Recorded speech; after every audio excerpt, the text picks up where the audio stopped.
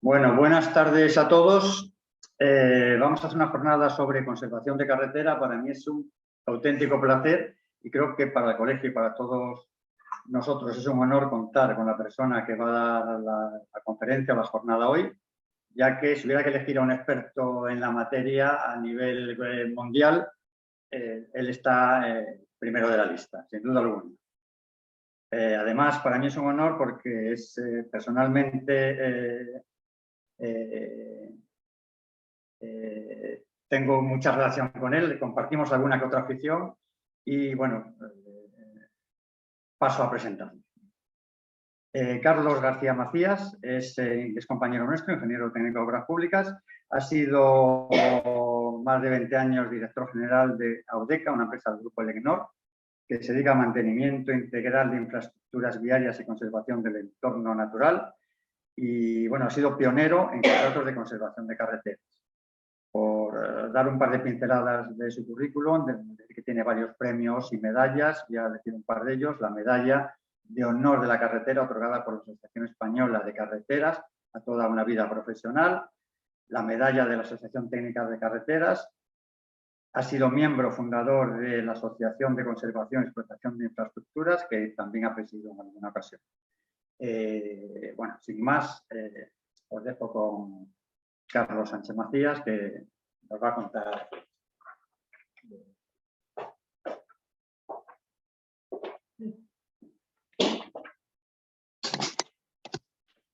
Buenas tardes. Muchas gracias, Óscar, por la presentación. Y bueno, yo creo que yo iba a hacer una pequeña introducción para que estuvierais un poquito, o sea, vierais un poquito más mi perfil profesional.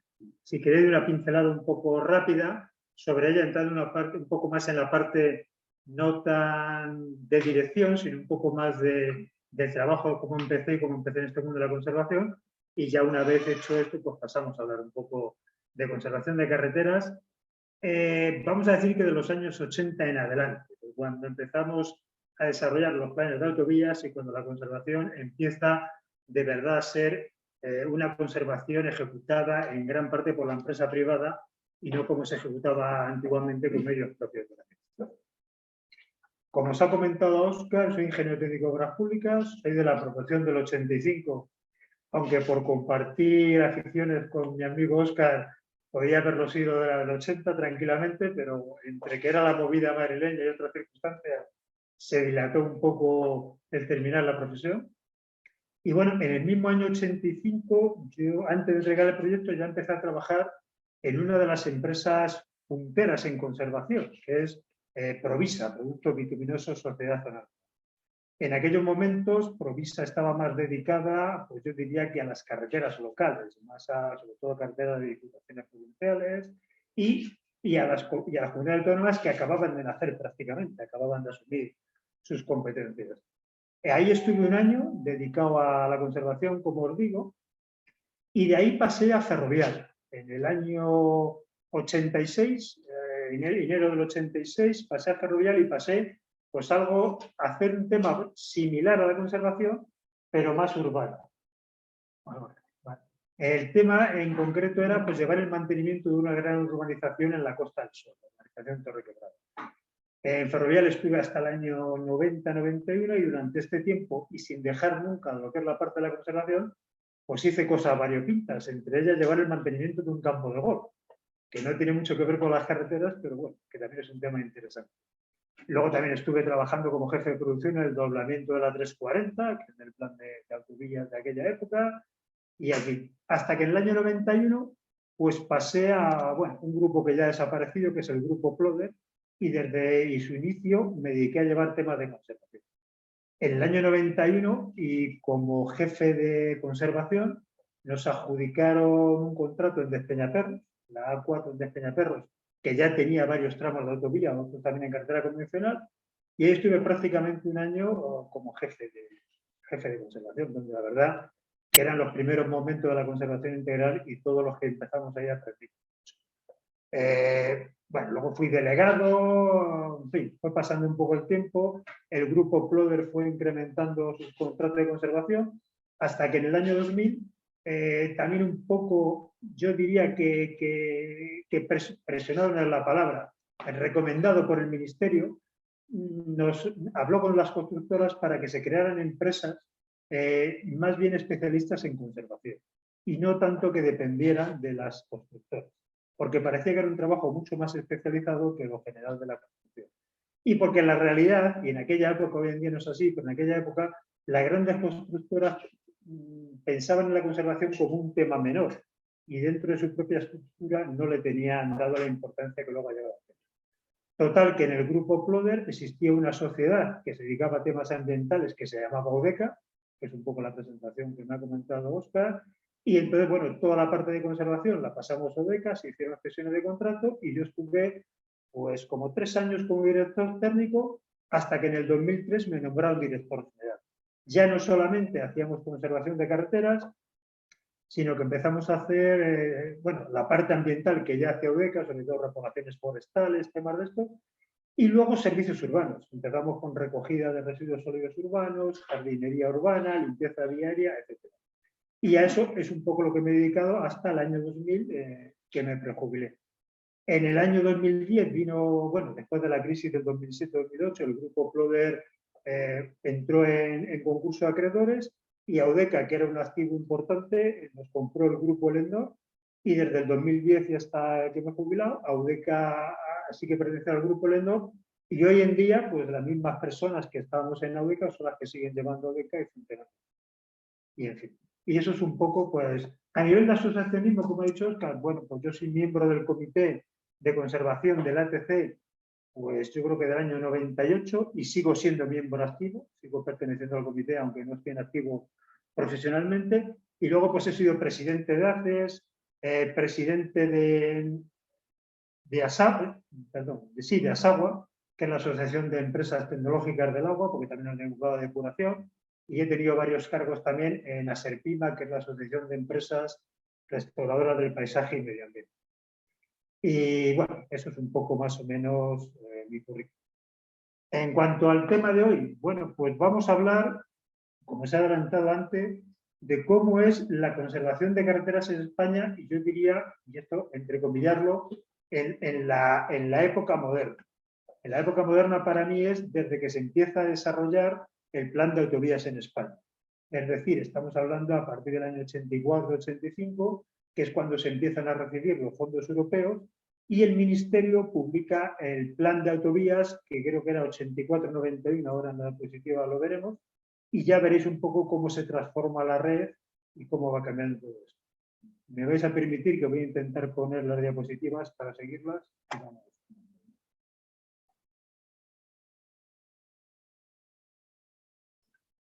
Perdón.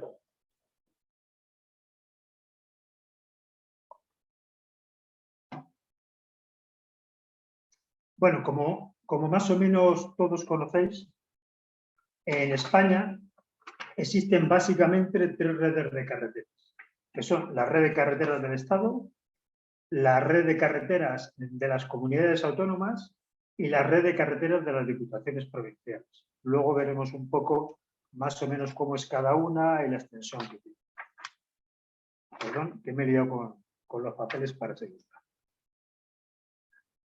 Hasta aproximadamente el año 89, 88, 89, la conservación de carreteras en España, tanto del Estado como autonómicas o diputaciones, se realizaba básicamente con medios propios de la administración, donde la empresa privada intervenía, pero más bien en las grandes reparaciones, cuando ya había que hacer grandes extensiones de aglomerado, o en aquella época se hacía también muchos temas de tratamientos superficiales, etc. Pero la conservación ordinaria, pues la reparación de una barrera por un accidente, los bacheos habituales o la atención a accidente y tal, se realizaba con personal propio de estas administraciones. Aunque quizás me estoy adelantando un poco al resto, pero voy a poner una diapositiva que nos va a dar un poco de idea del por qué cambia este modelo de conservación. Bueno, antes de eso, antes de la diapositiva, voy a comentar. Hay un documento del año 93, un poco más avanzado, que es del Ministerio de las Públicas y Transportes, donde hace un glosario importante de por qué hay que cambiar el modelo de conservación. Yo aquí he puesto los puntos, pero creo que no merece la pena que entrar y solo me voy a parar en el último de ellos, que es el más importante bajo mi punto de vista. Y ese me voy a permitir casi que os lo voy a leer. Y que dice así: el estancamiento y obsolescencia de la organización en la que perduran modelos y procedimientos muy anticuados y en las que las limitaciones del estatuto de personal y la carencia de técnicos dificulta enormemente la prestación de un buen servicio y la eficacia en la presentación del plan. ¿Qué quiere decir esto? Pues que la propia administración está reconociendo que con sus medios propios ya le era imposible llevar esto a la gestión. Y sobre todo porque la carretera, y hoy de hoy no la concebiríamos de otra manera, requiere dedicación de 24 horas sobre 24 horas y los 365 días del año. Y con el estatuto del personal funcionario, en ese momento era inviable.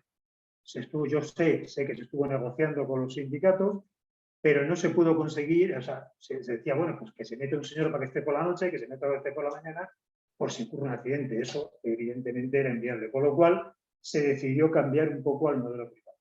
Hay un gráfico que os voy a poner ahora, que es muy interesante, que es adelantarme un poco, pero que viene bien. En la columna de la izquierda tenéis cuál era la red de carreteras en el año 84, que si se suma más o menos los kilómetros que son autopistas, carreteras, caminos, tal, son como 19.000 y pico, pero si os fijáis en la última columna, en la última fila, veréis que había ingenieros a cargo de la conservación 127 y personal caminero operario administrativo 3.034. No sé si vosotros estaréis viendo la diapositiva completa, yo la tengo tapada, no sé si esto lo puedo desplazar. Sí, perdón, no sé si que vosotros estáis viendo igual que yo, ¿no? En el año 92, me dicen que se ve toda, perdón. En el año 92, en lugar de 127, había 132 ingenieros y, sin embargo, el personal caminero operario administrativo ya había descendido a 2.853.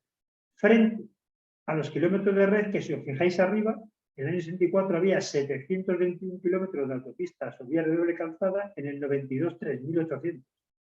La carretera de calzada única había bajado un poquito, pero las obras de servicio caminos había subido muchísimo y el tráfico prácticamente se había doblado, si lo tenéis ahí. Luego lo veremos un poco más detenidamente. Simplemente es para ponernos en situación de por qué se necesitaba cambiar de modelo en ese caso. Voy a hacer un poquito de retrospectiva y voy a sacaros unos planitos aquí de cómo era la red en ese momento para que tengáis un poco una idea. El plan de carreteras 84-91 que os he comentado y está un poquito apoyado en todos los fondos FEDER, pretendía, y de hecho construyó, unos 2.400 kilómetros de autovía de nueva construcción, acondicionamiento de trazado y mejora local casi 5.600, mejora de plataforma y en vías de 9 metros y 121, bueno, los datos que tenéis ahí, y mejora y pavimentación 7.000. En este otro planito, aquí se ve un poco pequeño, luego lo veremos en más grande, lo que nos dice es que, nos dice, que teníamos en el año 84 2.300 kilómetros de autovía o de doble calzada. Bien, esto es cierto, pero de esos 2.300 kilómetros de autovía o de doble calzada, eran 1.700 de autopistas de peaje. O sea, que en realidad prácticamente no había ninguna autovía o ninguna carretera de doble calzada. En el mapa son los tramos, no sé si con el puntero lo ves ahí, unos poquitos aquí alrededor de Madrid, pues que era lo que llamamos antiguamente la pista Barajas, otro trocito de la ciudad de Lugo hasta el Molar, prácticamente el trocito de la A5 más o menos en la provincia de Madrid y algún trocito más en alguna otra provincia, porque el resto de la red, todo lo que veis por aquí, pues es la 7 que era de peaje, luego el tema de Zaragoza-Bilbao que también era de peaje, etc. Con lo cual, pues prácticamente no había.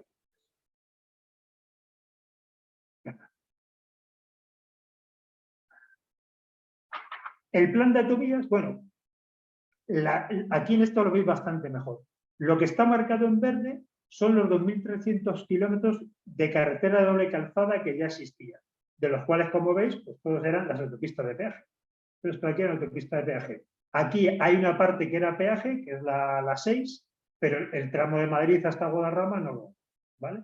Y, perdón, voy adelante, y el resto, las que estaban pintadas en amarillo y naranja, perdona porque he pasado la diapositiva, no sé si puedo ir para atrás. Sí, las que están pintadas aquí en rojo, perdón, y en naranja, son las que se iban a construir, que básicamente son las radiales. O sea, son el doblamiento de las radiales, como podéis ver aquí. Un tramito de la Costa del Sol, que es donde yo os he comentado en la presentación que estuve trabajando en el doblamiento de la 340, luego más tarde se hizo la variante de Benalmádena, pero eso fue posterior, y bueno, y los tramos que veis por aquí, los tramos de Murcia, etc.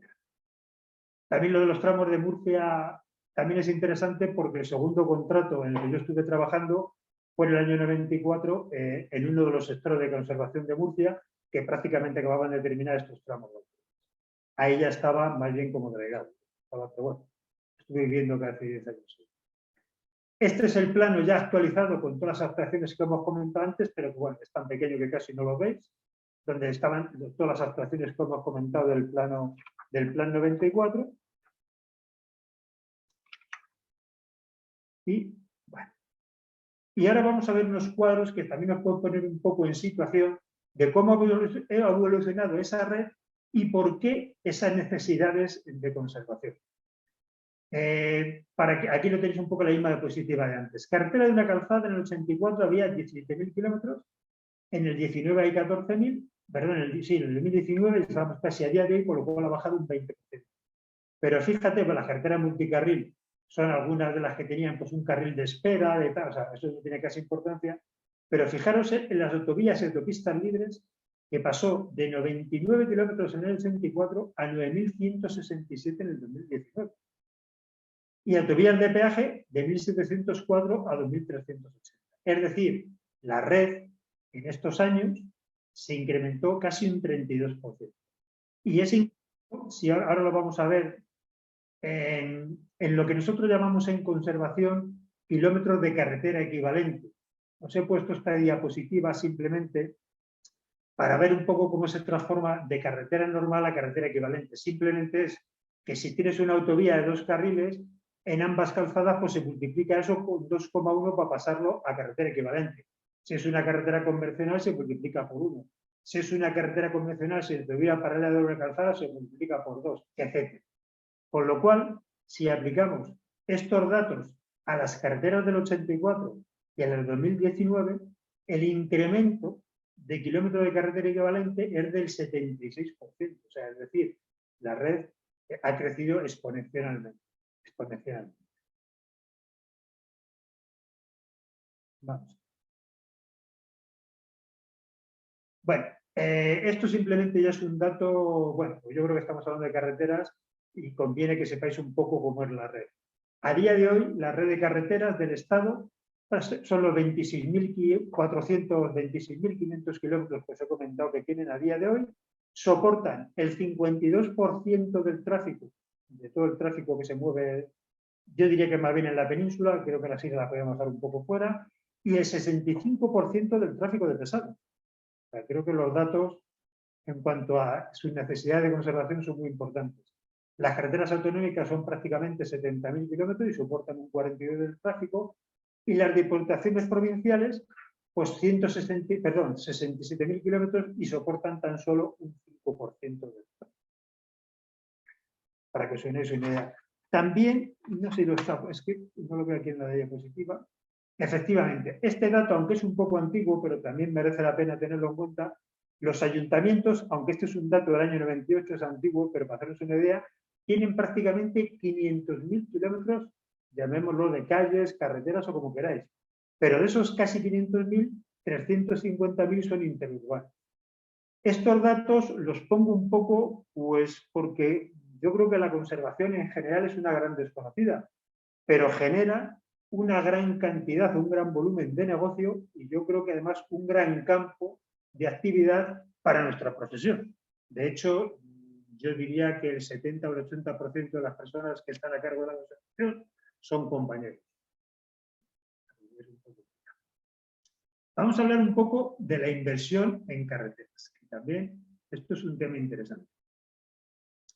Hay un dato que a nivel internacional pues, se tiene asumido que para que el mantenimiento de una red de carreteras sea el adecuado en cuanto a necesidades presupuestarias, se debe invertir del orden del 2% anual de su valor patrimonial.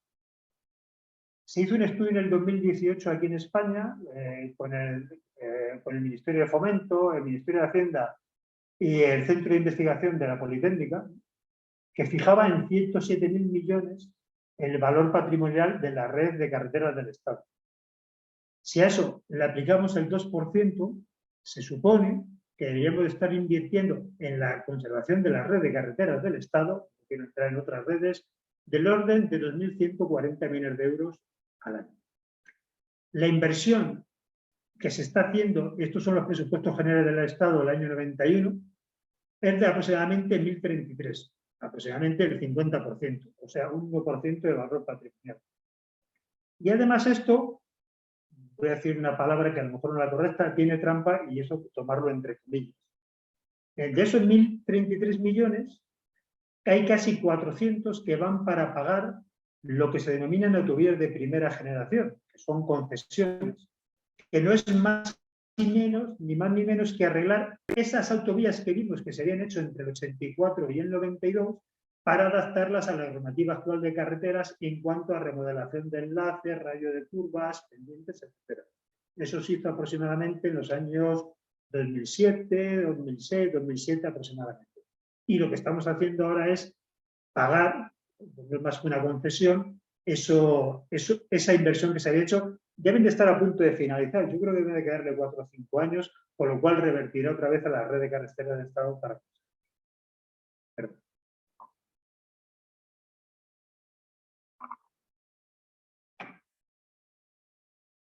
En esta otra diapositiva vamos a ver cómo ha sido un poco la evolución de los presupuestos del Estado para la conservación de sus carreteras. Aquí lo tenemos prácticamente desde 2008. Parece una paradoja, pero antes de entrar en el grueso de la crisis fue en el 2007-2008, pero evidentemente los presupuestos, como se aprueban antes, fijaros como prácticamente el 2009-2010 fueron los picos, que estuvimos casi en 1.300 millones. No estábamos en el 2% del valor patrimonial, pero estábamos muy próximos porque todavía había menos red de carreteras que la hay ahora, pero a partir de la crisis, fijaros cómo ha ido bajando. Entonces, luego aquí veis una zona valle, que es la zona, acordaros que hemos estado 3 años con presupuestos prorrogados, desde el 2008 hasta el 2020, y el primer año que se han ejercido con presupuestos nuevos ha sido en el 21, que es donde ha crecido. La raya verde es el total de la conservación, la raya roja es la conservación descontando las autovías de primera generación, y aquí estaría su autovía de primera generación, que como veis pues se lleva una importante tajada del presupuesto. Evidentemente veis aquí es donde se terminaron en 2008, que os decía que más o menos era por esa época, pues aquí está.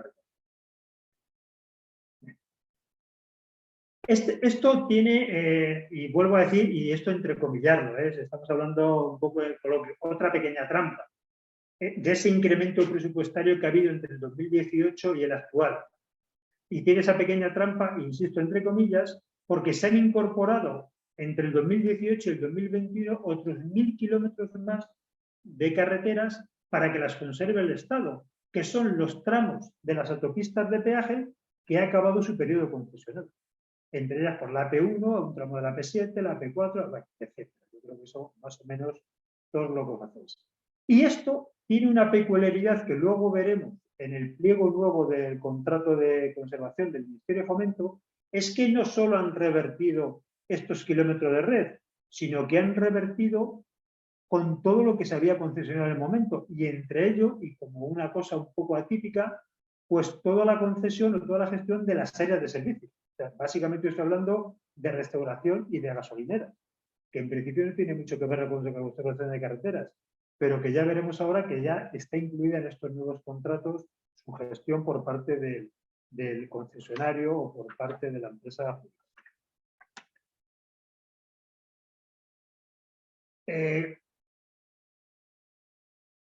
Bueno, antes de empezar a hablar de la red de carreteras del Estado, voy a hacer un pequeño inciso porque creo que vamos bien de tiempo y os voy a comentar un poquito cómo se conserva el resto de redes, para que no sea solamente la red de carretera del Estado.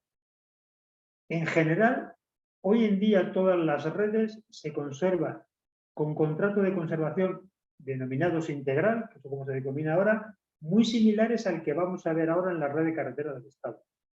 Pero evidentemente, y en función si son de diputaciones provinciales o son de comunidades autónomas, y dentro de las comunidades autónomas, en función del tráfico que soportan, pues están mejor dotados o peor dotados económicamente, pero en función de las necesidades que tienen, no por otra cosa. Todas las comunidades autónomas, prácticamente todas disponen de contrato de conservación integral. Andalucía tiene del orden de 3 o 4 contratos en cada provincia, o sea, estamos hablando de 20 o 20 algún contratos. Navarra, el País Vasco, Extremadura, bueno, también los tiene, pero un poquito más, más light, podríamos decir. Madrid, muy importante, los contratos de conservación, Cataluña, en fin, todo. Quizás la que todavía sigue haciendo algo más con medios propios o compartiendo medios propios con medios privados, pues puede ser Aragón, aunque sinceramente a lo mejor estoy un poco desfasado y no tengo muy actualizado el dato, pero en general se conservan todos. Siempre ha sido muy pionero el País Vasco en los contratos de conservación integral. Luego veremos que hay una serie de indicadores, una serie de cosas que miden el grado de calidad de la conservación, y en eso el País Vasco ha sido pionero en aplicarlos. Madrid también los está aplicando, en fin, hay algunos más, y el Ministerio de Fomento, que ya los aplicaba en las autovías de primera generación, pues ahora también los está empezando a aplicar estos indicadores en sus puntos. Bueno, la red de carretera del Estado, ¿cómo se conserva? Y estamos hablando, como hemos dicho antes, de números gordos de 25.000 kilómetros. Pues tiene dos formas de conservarla. Por una parte, de forma directa, y por otra parte, mediante concesiones, como hemos visto antes. Las concesiones, por una parte, tiene los contratos de autovía de primera generación, los 11 contratos, y por otra parte, las 16 contratos de autopistas de viaje que siguen vigentes ahora. Y en cuanto a la red gestionada de forma directa, es decir, que lleva directamente el Ministerio, pues tiene dividida la red en los 150 contratos que se denominan de conservación integral. Digo aproximadamente porque en función de que se van incorporando alguna autopista de peaje o que a lo mejor se cede alguna carretera, alguna comunidad autónoma tal, pues a lo mejor en un periodo de tiempo tienes 149 y otros 155, 56, pero más o menos 150, y más o menos cada uno de ellos conserva del orden de 150 kilómetros, diríamos casi de autovía, porque, o equivalente a autovía, para que os hagáis una idea de eso. Bueno, pues una vez que hemos hablado de esto, y para no hacer esto tampoco excesivamente largo, yo creo que vamos a empezar a darle una vuelta a lo que es al contrato de conservación, y luego si alguien está interesado, pues a lo mejor podemos empezar a hacer un pequeño debate o alguna pequeña consulta o aclararos algunas ideas de cómo tal. Bueno, el objeto, bueno, el contrato este del Ministerio de Fomento tiene una peculiaridad que hasta ahora no lo tenía ningún contrato de conservación de carreteras de ninguna administración. Y es que no solo incorpora lo que es la conservación, sino, como os he comentado antes, incorpora la explotación de las áreas de servicio o de los servicios que pueda existir en la carretera. Luego ya veremos un poco cómo se define para que sea un poco una definición un poco más exacta. Es que me tapa la pantalla aquí parte de la de esto. Bueno, el pliego de conservación, bueno, consta de una parte común a todos, que son aproximadamente 14 apartados, donde se definen todas las actividades y todas las obligaciones del adjudicatario, un anejo número 1, que es de especificaciones particulares y presupuesto, es decir, ahí te especifica cómo es el sector y qué medios tienes que tener el sector que vas a conservar, y luego hay otro apartado aquí, que es el anejo número 2, que son un anejo de condiciones técnicas generales, donde te describe cómo es el sistema de gestión del Ministerio de Fomento y cómo quiere que se gestione la carretera en todos sus aspectos. Todo esto, la verdad que hemos ido un poco rápido y quizás a lo mejor para ponernos en situación conviene volver un poco atrás antes de seguir avanzando. En el año 88-89, cuando empiezan a estar terminados los primeros tramos de autovía, el Ministerio licita 2 o 3 contratos de lo que ya se denominaba conservación integral. Esos 2 o 3 contratos, si no recuerdo mal, yo creo que uno era la M30, el otro era un tramo de Murcia, yo creo que era el tramo del sector 4 de Murcia, y luego un poquito posterior, ya en el año 90-91, que es el donde estuve yo de jefe de conservación, pues varios tramos de la 4 y entre ellos el de Despeñaperros. Y este era un contrato donde era bastante más básico que lo vamos a ver ahora. Por una parte, en lo que es la parte de vialidad, es decir, de atención a accidentes e incidentes, de atención a la carretera, era muy similar a la actual, pero luego lo que es la parte de obras, pues era casi una prestación de medios a la administración. Es decir, la empresa tenía una serie de camiones, una serie de máquinas, una serie de personal, y la administración es la que dirigía un poco esos medios y la que te iba guiando un poco qué tenías que hacer con esos medios que tenías. Mientras que la vialidad invernal, la atención a accidentes e incidentes, las comunicaciones, eso sí era casi una exclusividad del contratista y además con un pliego de condiciones un poquito exhausto para cumplir con esos planes. En aquella época no existía no había esa conciencia ciudadana de que las cosas tenían que estar arregladas y la vía en perfecto estado de circulación en el momento.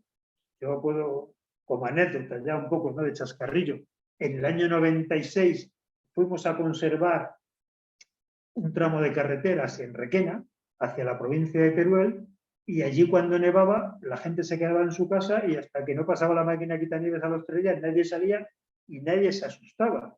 Llegamos nosotros con 3 máquinas quitanieves y si al mes de estar allí en 2 horas o 3 no estaba la carretera libre, empezaban a sonar los teléfonos y llevaba hasta el delegado del gobierno. Quiero decirte que las necesidades del ciudadano y tal pues han cambiado mucho. Y cuando empiezas a dar un servicio, pues todos somos mucho más exigentes. Cuando no se presta, como no lo conoces, nadie protesta. Cuando empiezas a prestarlo, pues todo el mundo te empieza a poner pega, ¿no? Simplemente para que después un poco de...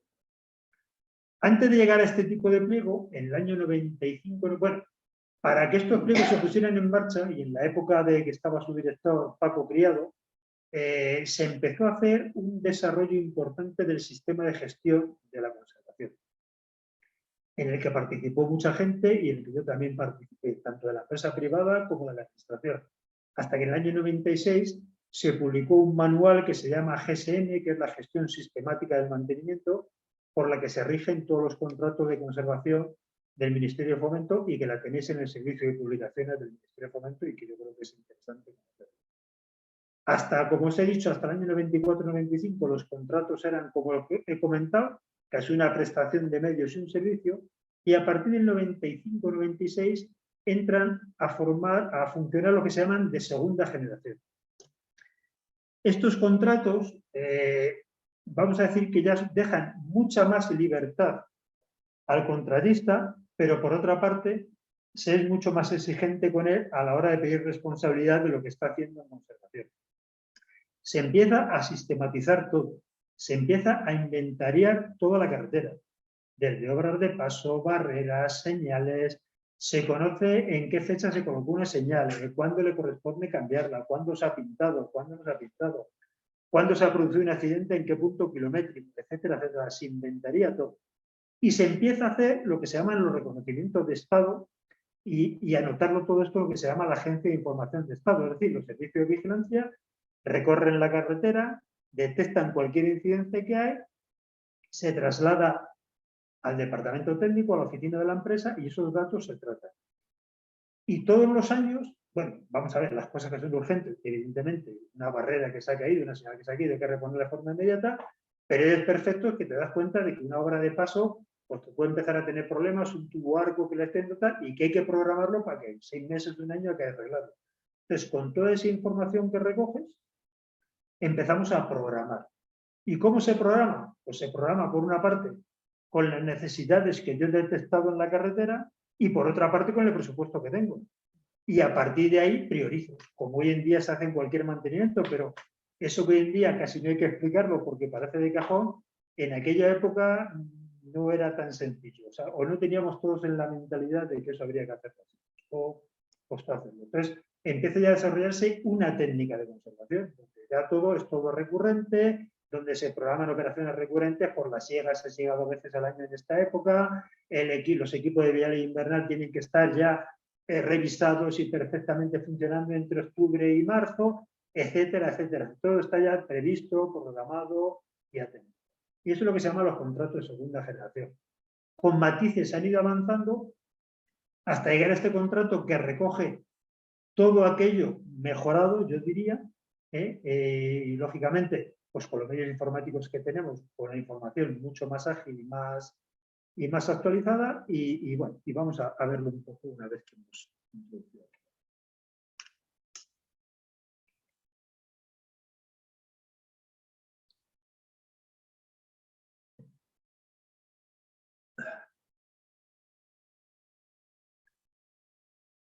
En realidad, los contratos de conservación, pues es un poco lo que os he comentado.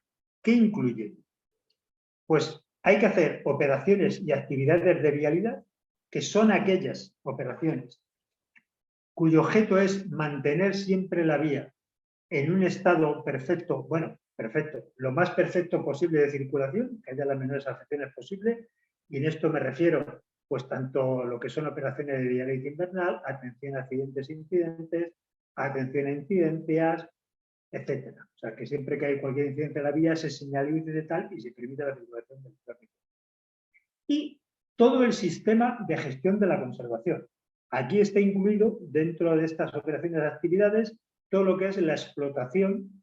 La explotación me refiero en cuanto a uso y defensa de la carretera, lo que es proteger los márgenes y tal, en cuanto a las actividades urbanísticas alrededor de ellos y demás cosas, y todo el tema de gestión de la conservación, la agencia de información de estado, la toma de datos, los inventarios, el tratamiento de ellos, la programación, etcétera, etcétera. Luego, existe otro apartado que son las operaciones de conservación ordinaria, que estas están tipificadas y previstas, que luego la veremos adelante. Otras operaciones, ¿cuáles son estas? Pues las que no son ni las de vialidad ni la ordinaria. Por lo general y por resumir, son operaciones que no suelen ejecutarse dentro del sector que yo como empresa tengo adjudicado. Se suelen hacer, pues por ejemplo, imagínate que un sector de conservación, por lo que sea, se acaba su contrato y resulta que no se ha podido licitar y se quedan ahí 2 meses que no existe empresa contratista. Bueno, pues uno de los sectores de la provincia al menos asume lo que son todo el tema de comunicaciones y atención a accidentes e incidencias, y en algunos casos también el resto de conservación, pero sobre todo esa parte para que por lo menos la carretera en cuanto a vialidad nunca quede desatendida. Hay otro capítulo que es el de instalaciones. El capítulo de instalaciones a día de hoy empieza a tener un menor peso que el que tenía en su momento, porque en general las instalaciones son los centros de conservación donde se guarda la maquinaria y donde está el personal de la empresa trabajando para atender la conservación. Hoy en día casi todos los centros están construidos, o la mayoría de ellos, y entonces lo que suele ver en este capítulo es arreglar esos centros, porque algunos tienen ya más de 20 años, o 30 o 25 años, y hay que arreglarlos, ampliarlos en algún caso, y luego sí suele haber, porque cada vez la carretera se va dotando mejor de más medios, estaciones meteorológicas, en caso de que sea un sitio de vialidad invernal importante, silos para acopio de fundentes, para que haya que repartir menos los recorridos, en fin, cosas de este tipo, que luego en un contrato ejemplo concreto de los que ya se han publicado lo vamos a ver incluso con números.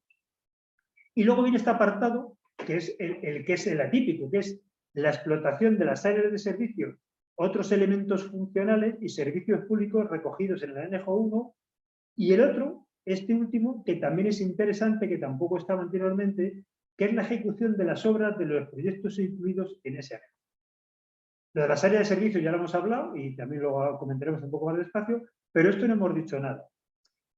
Vamos a ver, hoy en día todas las administraciones, no el ministerio en general, sino todas las administraciones, tienen graves problemas administrativos para licitar las obras. O sea, el procedimiento administrativo de licitación es súper farragoso y súper complicado. Entonces, la conservación no puede estar esperando 6 meses para que estas cosas se agilicen. Entonces, ¿qué está tratando de hacer el ministerio? Bueno, pues tratar de aglutinar casi todo el presupuesto de conservación, no solo de conservación integral que llamamos antes, sino también de obras de conservación dentro de los propios contratos, porque con una única licitación se aseguran de que por lo menos 3 años los tienen cubiertos. Y estos contratos permiten hacer hasta, creo que son otras 2 prórrogas más. O sea que se podría hacer hasta 5 años tener cubierto de una forma adecuada la conservación de la carretera sin tener que volver a hacer procedimientos administrativos. Entonces, ¿qué obras son estas? No suelen ser obras grandes, suelen ser casi siempre proyectos de seguridad vial.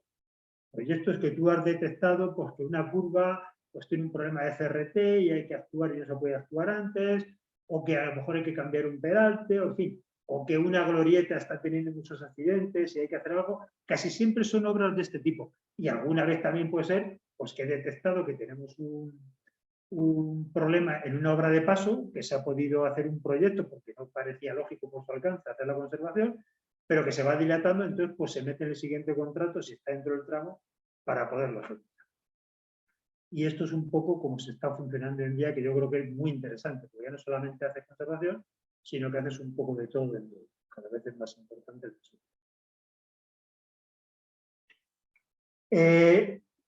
Lo que hemos hablado ante las operaciones de vialidad, y por eso decía que ahora lo voy a ver aquí un poquito más despacio, es lo que se llama dentro del pliego el capítulo 1. Este capítulo 1, a su vez, se subdivide en 8 capítulos, que lo tenéis un poco aquí. El primero es el servicio de control de túneles y servicio de comunicación.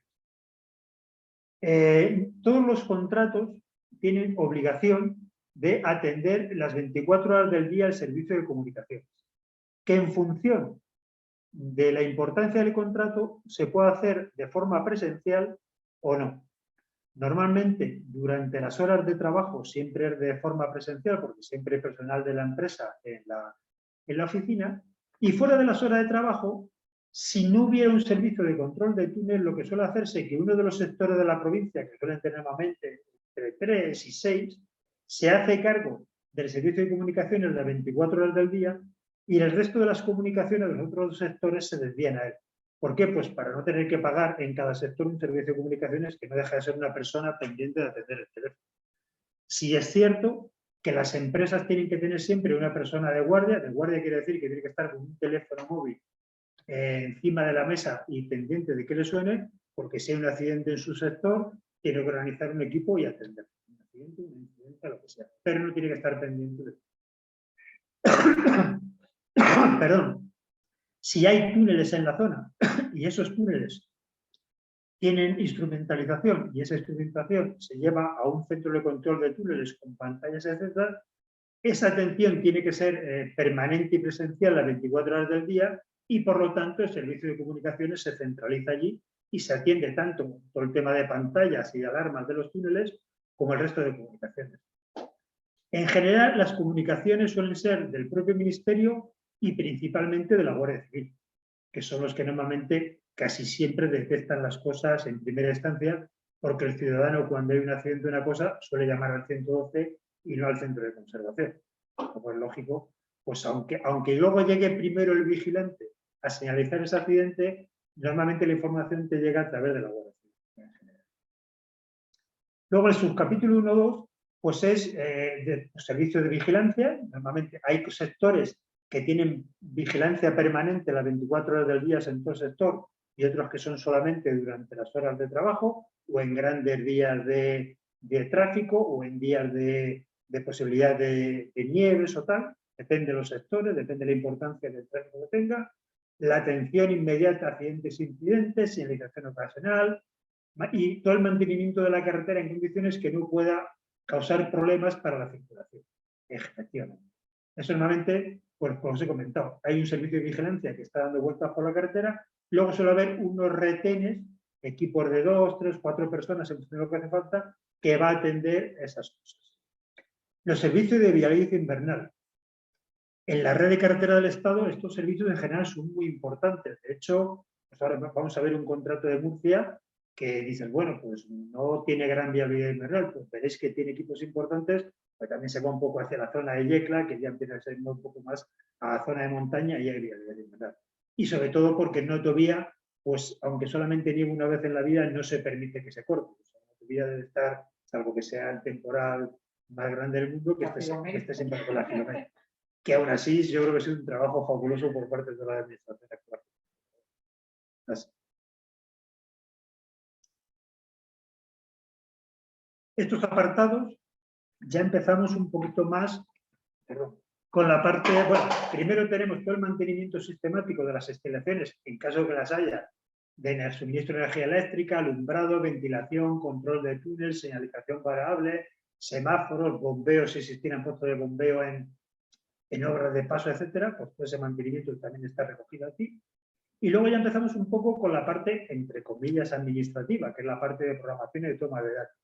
Son el establecimiento de inventarios y el ordenamiento de Estado, la Agencia de Información de Estado, que os he comentado antes, el funcionamiento de la carretera, la programación, coordinación, seguimiento e información de los trabajos, actuaciones de apoyo a la explotación, esto es uso y defensa de la carretera, todas las denuncias, de carteles, de publicidad, de informes urbanísticos, etcétera, estudios de accidentabilidad, informes de seguridad viaria y servicios sociales. Esto, aunque luego lo veremos, pero esto es, vamos a entrar en la parte que como contratista más nos interesa, ¿no? ¿Cómo se paga esto?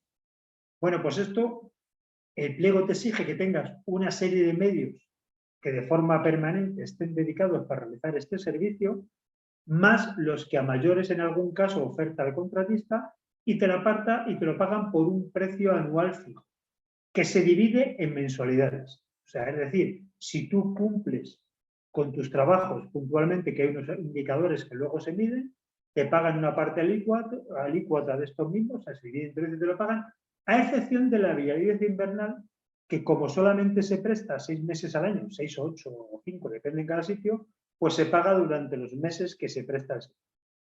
Pero bueno, al final es el presupuesto dividirlo entre los meses que lo estás haciendo. Luego tenemos las operaciones de conservación ordinaria. Y aquí hay dos capítulos que son interesantes. Por una parte están las operaciones y unidades de obra del subcapítulo 3.1, que son las que tú vas detectando la carretera que hay que hacer, pues oye, pues que tengo que limpiar obras de fábrica, que tengo que secar, que tengo que desbrozar, que tengo que limpiar las bermas, que tengo, lo que sea, que hay que cambiar señales, lo que sea, que estas van en función de lo que voy detectando, si son muy urgentes no queda más remedio que hacerlas, y si no se programan para hacerlas en otro lado. Y luego, aquí hay un subcapítulo que este también es de reciente aparición y que es interesante, que son unidades de ejecución prioritaria destinando su presupuesto única y exclusivamente a dicha ejecución. ¿Por qué se ha creado este subcapítulo?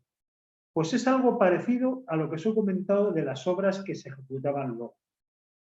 Imaginaros que yo estoy en un contrato de conservación y estoy haciendo mi reconocimiento de estado, mi programación, y tengo una serie de necesidades que tengo que hacer este año, pero mi contrato acaba en el mes de mayo y ya sé que no voy a poder hacerlas porque no tengo presupuesto. Y sé que ya me están apretando mucho y que tendría que hacerlas porque ya no pueden esperar 2 años, 3 años más. Bueno, pues si es razonable en cuanto al presupuesto, yo no. El director del contrato las introduce en este capítulo y estas operaciones, el dinero no se puede dedicar a otra cosa, se dedica única y exclusivamente a ejecutar estas operaciones y con prioridad en el inicio del nuevo contrato. Con lo cual te aseguras que esa necesidad que tenías en la carretera, nada más de empezar el nuevo contrato, se va a ejecutar. A mí es una cosa que me ha parecido interesante de este pliego y que creo que está. Y luego, la otra parte es el capítulo 4, que son otras operaciones, que es un poco lo que os he comentado antes. Principalmente es cuando hay que actuar en tramos que están fuera de tu sector. Prácticamente son operaciones de atender emergencias, urgencias, o con un carácter excepcional ordene el director fuera de los tramos principales de mi contrato. Normalmente en un contrato son tramos principales donde tú verdaderamente actúas y no principales el resto de la provincia. Pues si ocurre alguna cosa, como os he dicho antes, pues que el director de contrato puede decir, oye, pues manda un equipo de vigilancia a tal sitio que se ha quedado sin sector o porque había un problema y tienes que ayudar. No sé. Esto a veces también ocurre en tema de vigilancia invernal. Puede darse el caso que en un sector esté cayendo una nevada tremenda y en otro tengamos los camiones parados porque estamos a 7 grados dentro de una misma provincia. Bueno, pues esta excepcionalidad, el director del contrato puede pedir que se lleven los equipos allí, que se ejecuten. Esto es lo mismo que se comentaba, el uso del servicio de comunicaciones. Bueno, y este capítulo 4 también vale para que en caso de que con el capítulo 3 nos quedemos un poco corto e incluso con materiales, si sobrara dinero de este capítulo 4, que se pudiera pagar algunas operaciones de aquí a aquí. Normalmente suele ser de forma excepcional y es más bien para agotar el capítulo. Como existen precios unitarios de todas las cosas, pues se abonan los mismos precios de las unidades de obras que se producen en caso de que tenga criterio de hacerlo. Las instalaciones, pues en los pliegos se incluye la ejecución, conservación y mantenimiento de instalaciones existentes, las que hay previstas de construir y nuevos equipos o grandes reparaciones en la carretera. Aquí solo voy a pasar rápido porque vamos a verlo en un contrato, vamos ya casi con 1 hora y no vamos a alargarlo más en entrar en detalles. Esto es lo que os he comentado antes de las operaciones del capítulo 7 de obras, pero como ya lo hemos comentado, yo creo que no merece la pena. Y vamos a pararnos un poquito aquí. Lo que os había comentado antes. Para verificar que las operaciones básicamente del grupo 1 se cumplen, se establecen unos indicadores, que son básicamente 5. Creo que son 5, perdona, porque espero otro tapado y no lo veo. Son 5, sí. Son el de atención a accidentes e incidentes, actuaciones urgentes, vialidad invernal, la realización de informe y la explotación de área de servicios si es que hay. ¿Qué se trata de medir con esto? Pues que esa obligación que me pone el pliego de que yo una vez que conozco que ha habido un incidente en la carretera, tengo, el pliego lo dice, normalmente suele ser 1 hora para por lo menos presentarme y señalizarlo, pues que se cumpla. Entonces, como a mí me llega esa información, normalmente de la Guardia Civil, me llega tal, o sea, se sabe a qué hora me ha llegado a mí y se sabe, y si no, la misma empresa lo pone en los partos de la Guardia Civil, se sabe a qué hora he llegado a atender la incidencia, pues se producen unos indicadores que si yo me retraso más, me pueden llegar en cualquiera de ellos si yo no cumplo con esos niveles de calidad, que en este caso no son horarios, sino que son por mantener la vía libre de nieve en 2 horas, etcétera, y no quiero tampoco pararme en ello demasiado, pues me pueden penalizar. Nunca me van a premiar. O sea, la obligación siempre es que cumpla todo. Entonces, sí me pueden penalizar por no llegar a cumplir. Son indicadores, yo diría que de lo más importante. Por el tema de informe, vialidad invernal, las operaciones urgentes de mantenimiento, o sea, si se ha roto una barrera que está en una curva y tengo que reponerla en 24 horas, que no se pase en 36, que me parece muy razonable, y que atiende las incidencias de la carretera lo más rápido. Luego está el de las áreas de servicio, que bueno, las áreas de servicio es una parte curiosa dentro del presupuesto, porque por todos los capítulos el Ministerio me paga, pero por todas las áreas de servicio yo pago un canon. Lógicamente, yo soy el que explota y yo pago un canon al Ministerio por esa explotación. Yo luego subcontrato al restaurante o lo llevo yo directamente, o subcontrato a la gasolinera o la llevo directamente y yo de ahí me voy cobrando el canon que estoy pagando, como cualquier concesión. ¿Vale? Pero vamos, tampoco quiero pararme un poquito más. El presupuesto, mira, aquí está como se comentaba, aquí está cómo me pagan, pues el capítulo 1, el que se divide mensualmente, los materiales que consuma para estas operaciones de aquí, las operaciones del grupo 3, las del grupo 4, las unidades de obra social, el grupo 4 y tal, y luego en los ingresos, es decir, lo que yo pago al ministerio, pues el canon del capítulo 6. Si tengo explotaciones, que verdaderamente hay muy pocos contratos. Yo creo que habrá pues en los 6 o 7 que hemos visto de autopistas. Y esto ya, y con esto para acabar, es para que os hagáis una idea de cómo es el anejo número 1 de un pliego actual, en este caso de un contrato de Murcia. Lo he puesto no porque yo he vivido mucho tiempo en Murcia y tengo un cariño especial a esta parte de España, sino porque es el primer pliego que se ha publicado con el pliego. Que lo he bajado de la plataforma de contratación del Estado. En la primera diapositiva lo que están puestas son las carreteras donde se actúa y lo que hemos comentado traducido a kilómetro equivalente. Para que sea homogéneo todos los contratos, las carreteras de carretera equivalente que se actúa. Aquí abajo está un poco pequeño, no se lo veré, son 246 kilómetros de carretera equivalente. Y aquí están todos los tramos de carretera. Aquí en este caso dice que a partir del 2023 se va a incorporar un nuevo tramo que se está ejecutando ahora y también ya está previsto en el contrato. Y aquí se define 3 o 4 estructuras singulares, o si hubiera túneles, o si hubiera tal, que son muy importantes y que además se necesita un control especial sobre. Bueno, todos los pliegos, y un poquito para que os dé una idea, fijan un personal mínimo que tiene que haber.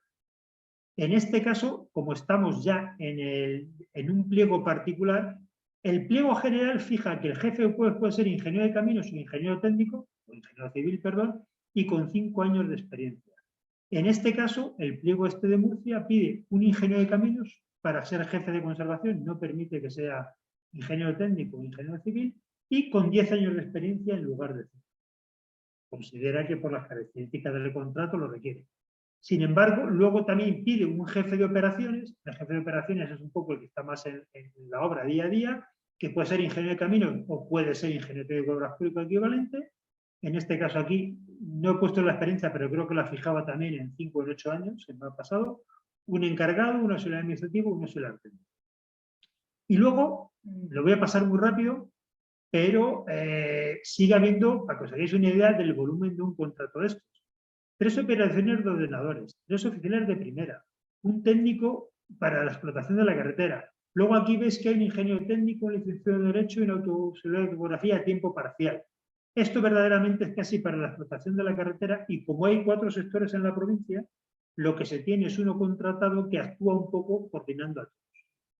Porque no tendría sentido que cada uno tuviera otro, porque este trabajo no da para tener una persona contratada. Con lo cual, han preferido que haya una persona especializada en cada cosa y que atienda a todos los sectores, ¿vale? Luego, pues como ahora en día todo está informatizado, pues hay un técnico con conocimiento de informática para inventario del procedimiento de Estado, un ingeniero técnico informático, etc. Y luego ya personal de obra, 3 capataces, una de primera, 4 oficiales, bueno, etc. No quiero leer esto porque no tiene sentido, está en cualquier pliego, pero sí que os hagáis una idea de la cantidad de personal y ver esta obra de maquinaria que se necesita para un contrato como este que prácticamente tiene, creo que si no recuerdo más, una anualidad del orden de los 4 millones de euros anuales de inversión o de gasto. En cuanto a máquinas, pues fijaros, turismo, todoterreno, furgoneta, furgón, camión, cabina ampliada, tractores, etcétera, etcétera. Seguimos con esto, no quiero pararme, porque no tiene sentido, está en cualquier pliego en la plataforma del Estado. Seguimos por aquí. La vialidad invernal, como os he comentado, estamos en Murcia, aunque se llega a la zona de Yecla y Jumilla y tal, pues llevas 3 camiones 6x6, en este caso este lleva hasta la ciudad de Fundentes y uno con depósito de salmuera, para echar salmuera en lugar de estar en la vialidad invernal. Luego las instalaciones, bueno, en este caso está el centro de conservación que está en blanca y que aquí hay que hacer, te describe qué instalaciones hay. Hay zona de acopios, una nave de 700 metros, etcétera. Te piden que hay una, bueno, perdón, en Yecla una nave para vialidad invernal, depósito de salmuera, otra nave en Jumilla, otro sitio de salmuera, estaciones meteorológicas, en fin, todas esas instalaciones existen y hay que conservarlas, hacer. Y luego aquí pide algunas cosas que hay que ejecutar, hacer, pues, sustituir una generación eléctrica, adaptar la sala, bueno, etc. Lo que os he comentado antes, que construir unas, bueno, aquí hay, me parece que era una de las naves, hacer una zona de asoyo fosfástica en la nave de vivienda, perdón, de vialidad invernal, porque durante los meses de vialidad invernal, en los episodios de grandes nevadas, el personal reside en la nave para poder atender las emergencias de forma más. Y vamos a acabar viendo el presupuesto para que os hagáis una idea de cómo es. Este es el capítulo 1 que hemos comentado antes. Y aquí está un poco cómo se divide ese capítulo 1 para este caso. Como veréis, son casi 1,3 millones de euros que se divide en mensualidades. Esto te lo pagan un 12ava parte cada mes. 80.000 euros prácticamente por comunicaciones. En este caso es presencial y permanente, por lo cual son 4 personas, 3 o 4 personas aproximadamente, si no recuerdo mal. Los servicios de vigilancia, vialidad invernal, esto es para pagar los camiones, los temas de inventarios, que es el personal técnico que hemos comentado, los ingenieros técnicos, el tema de explotación, que creo que están los ingenieros técnicos y licenciados en Derecho a tiempo parcial, etc. Entonces, pues una parte igual todos los años.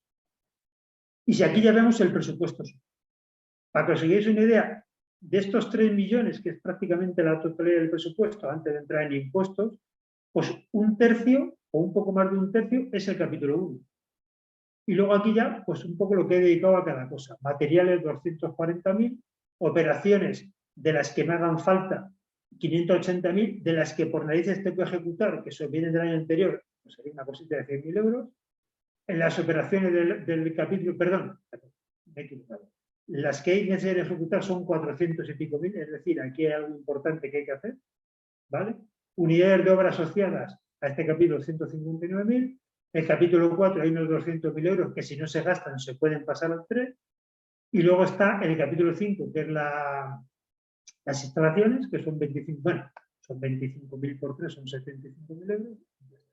Aquí lo que veis, no hay nada de áreas de servicio, con lo cual no hay que pagar ningún canon, que esto deduciría, y no hay nada del capítulo 7 de obras, o sea, aquí no han metido nada porque no tendrían ningún proyecto. Y esto es básicamente lo que es un poquito lo que yo quería contaros. Quizás es mucho contenido en poco tiempo, y yo que hablo muy rápido a lo mejor no lo habéis entendido, pero bueno, mi intención ha sido buena. Así que muchas gracias a todos, sobre todo a los que estéis aquí en la sala, muchas gracias por tener el valor de escucharme en un día como hoy, y muchas gracias. Y sobre todo al colegio por invitarme. Gracias. Una pregunta, podemos Sí, preguntar. sí, a partir de ahora vamos a Una pregunta un poco. ¿Utilizáis Almuera para la nieve? Siendo una empresa también dedicada al medio ambiente, entiendo que hacéis lo que os pide el ministerio, porque ahí se supone que se podía hacer mejoras. Se puede hacer mejor. Más caras, evidentemente. Es evidentemente más. Vamos a ver. A día de hoy, en la mayoría de los contratos donde hay vialidad invernal importante, vamos a ver, lo que te voy a contar no está relacionado básicamente con el medio ambiente.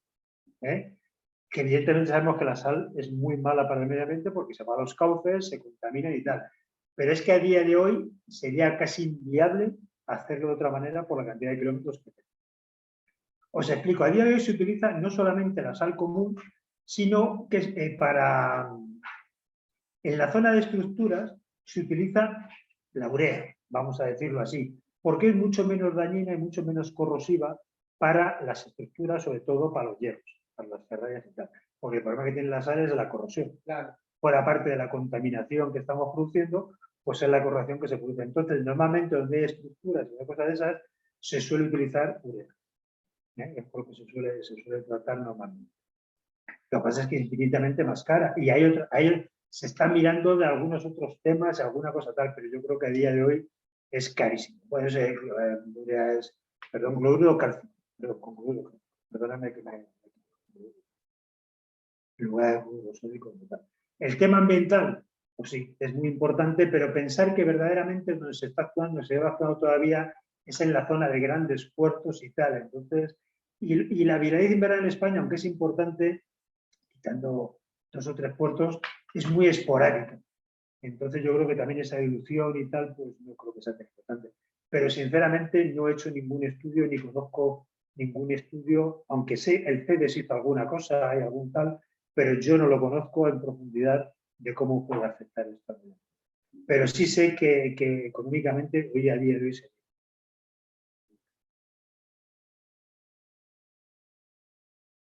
Y otra pregunta. El servicio de vigilancia, no sé si he entendido bien, es a través de personas. Sí. O tenéis también otro tipo de vigilancia, no sé si cámaras, alguno de vehículo. Vale. A día de hoy, el servicio que pide el pliego es un servicio presencial, es un vigilante presencial. Porque además, cuando detecta si es una incidencia pequeña, él mismo la atiende. Imagínate que hay pues, un animal muerto en la carretera. Pues este mismo señor ahora lleva unos furgones con una señalización variable muy importante, señaliza y retira ese obstáculo, que es un animal muerto, pues una piedra o un neumático que ha caído. O sea, ya no solamente lo ve, sino que no tiene que ir un equipo físico que le pueda atender a muchas cosas de esas.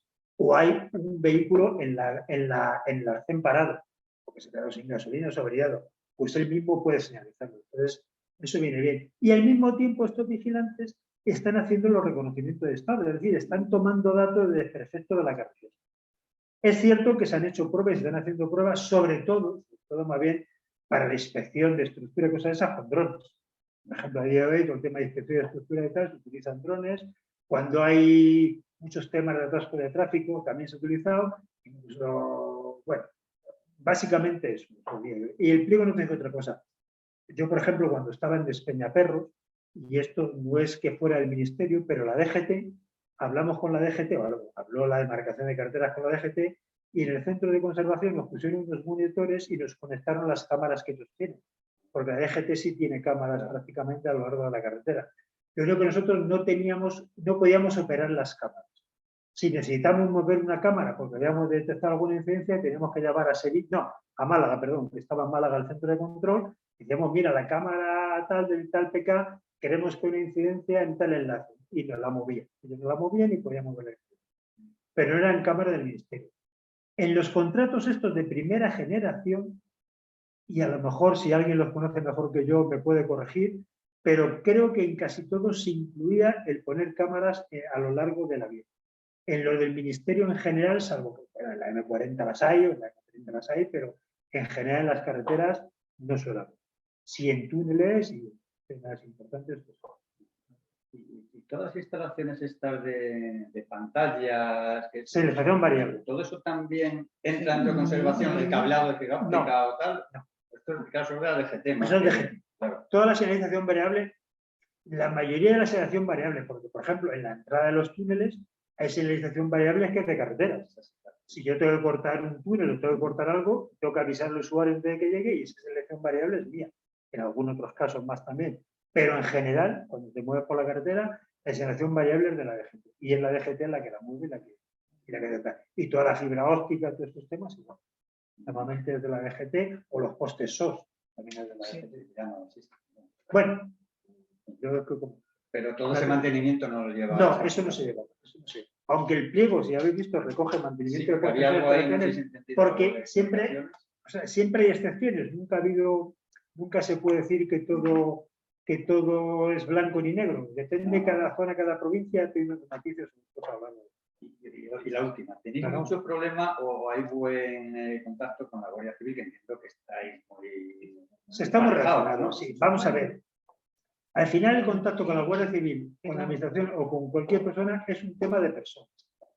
O sea, no hay, por ser un cuerpo, por ser otro, no hay ni buen rollo ni mal rollo. Simplemente que hay personas que se llevan bien y personas que se llevan mal. Te puedes encontrar con un encargado de conservación que es un malas pulgas y está todo el día pensándose con el cabo de la Guardia Civil, o al revés. Pues puede haber un cabo, un sargento de la Guardia Civil pero lo normal, y vamos a hablar aquí de lo normal, es que hay una relación magnífica, una relación tal. De hecho, en casi todos los contratos, pues se suele hacer una comida de fraternidad una vez al año y nos juntamos, y aunque sea una paella en el centro de conservación y unas tapas, y suele haber muy buena relación. Ten en cuenta que al final somos los que estamos en la carretera. O sea, somos los que estamos, y por desgracia, y eso también lo puedo decir en mi experiencia, unos y otros hemos visto quedarse a compañeros en la carretera. Es una pena, pero que también hay que decirlo. Es un trabajo muy bonito, pero muy peligroso. Estar con tráfico siempre en la carretera es muy complicado. Mira, Carlos, tienes preguntas a través del chat, varias preguntas. Aquí dice alguien no, María. En los contratos de conservación de adjudicados a largo plazo, ¿se está ajustando de alguna manera el incremento de precios de materiales que estamos usando? ¿Le puedo contestar? Vale. María, buenas tardes. Pues vamos a ver, la información que yo tengo ahora mismo desde la Asociación de Empresas de Conservación desde ACES es que no. El decreto que ha salido para ajustar el precio de los contratos está orientado a la construcción, pero no a los contratos de conservación. Sé que tanto SEOPAN como el propio ACES están presionando al Ministerio para que esto no sea así, y al igual en otras comunidades autónomas, aunque creo, y no me hagas mucho caso, no sé si la Junta de Andalucía no ha hecho revisión de precios de los contratos de conservación, pero ya también estoy un poquito fuera del circuito hace un par de años y tampoco lo tengo muy claro, pero el Ministerio de Fomento a día de hoy. También Sergio pregunta, ¿podrías repetir qué es la longitud equivalente? Vale. Sí, Sergio, buenas tardes. Vamos a ver, la longitud equivalente es una longitud de carretera ficticia que ha definido el Ministerio de Fomento con el fin de poder comparar los kilómetros que se atienden real de carretera en un contrato con otro. No significa nada. Significa simplemente que transformamos una carretera de doble calzada o una carretera de dos carriles, pero con un carril en el medio de vía lenta o cualquier cosa de estas, a una carretera, vamos a decir, de vía única. Es decir, Si yo estoy en una carretera que es una autovía normal, pues para mí es como si fueran dos carreteras convencionales. Luego multiplico cada kilómetro de autovía por 2. Si esa carretera, en lugar de tener 2 carriles, esa autovía tiene 3, pues te lo digo, lo tengo en la diapositiva, creo que se multiplica por 2,5, por 2,7. Si tiene vías de servicio, pues por 2, no sé qué. De tal forma que en un contrato de conservación que digo que la media son 150 kilómetros aproximadamente de autovía, pues mis kilómetros equivalentes a lo mejor son 250. ¿Y con eso para qué me vale al Ministerio para mí? Pues para ver que los contratos más o menos están equilibrados en cuanto a kilómetros de carretera equivalente. Eso luego, a la hora de presupuestar los contratos, se matizan con muchas cosas. Una de las principales es el tráfico, y sobre todo el tráfico de pesados, porque evidentemente no es igual, y bueno, el tráfico de pesados otras muchas cosas más. No es igual una carretera de clima seco, donde no hay casi pesados, que una carretera de clima húmedo, como es en Asturias o tal, donde hay un tráfico de pesados muy importante. Pero al Ministerio sí le sirve un poco para poder comparar que los contratos estén equilibrados. No es nada más que un kilometraje ficticio. María también. Y María también te pregunta, ¿en la era de la digitalización en la que estamos inmersos se contempla de alguna manera en los contratos de conservación la realización de un inventario digitalizado de los elementos de la carretera? No es que se contemple, María, buenas tardes, perdona, no es que se contemple, es que los inventarios son ya digitalizados todos. Eso ya te puedo decir que en el año 96, creo que fue, en el Congreso de Conservación, que fue en el Escorial, ya se presentaron los primeros sistemas GIS de inventario. Todos los contratos, es que no he podido explicarlo todo porque es muy farragoso y muy lento. Todos los contratos bueno, los que ya están funcionando no tanto, solamente que actualidad, pero todos tienes que hacer un vuelo fotogramétrico, normalmente, y una restitución. En el caso de que ya esté hecho, pues simplemente es actualizar la zona que haya, y todo lo que se está inventariando se digitaliza y se guarda digitalizado con referencia de GPS, en fin, todo digitalizado. Todo. Eso ya hace muchos años y el inventario está muy actualizado. Fíjate, te digo, porque ahí me tocó desarrollar la parte de los inventarios de la GSM y con eso se tomaron los primeros inventarios ya en el año 96. O sea que esto lleva ya muchos años avanzando y lógicamente cada día más. Hoy en día se utilizan drones, se utilizan vehículos que van tomando las señales y van tomando todos los elementos de la carretera y automáticamente se van digitalizando y pasando al inventario. O sea, esto está muy avanzado. Pues veremos preguntas, si alguien más se anima.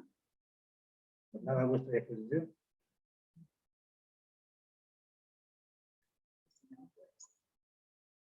Bueno, pues si no hay más preguntas, dejo al decano que se despida o me despido yo. No, simplemente darte otra vez las gracias y bueno, ha sido un placer y un honor para el colegio tenerte presente. Yo espero que os haya servido para entrar en el mundo de la conservación. Además, yo que le conozco, le admiro tanto profesionalmente como personalmente. O sea, para mí ha sido un lujo también estar aquí. Muchas gracias. Pues nada, pues muchas gracias a todos y a vosotras por estar aquí, que siempre es muy agradable vuestra compañía.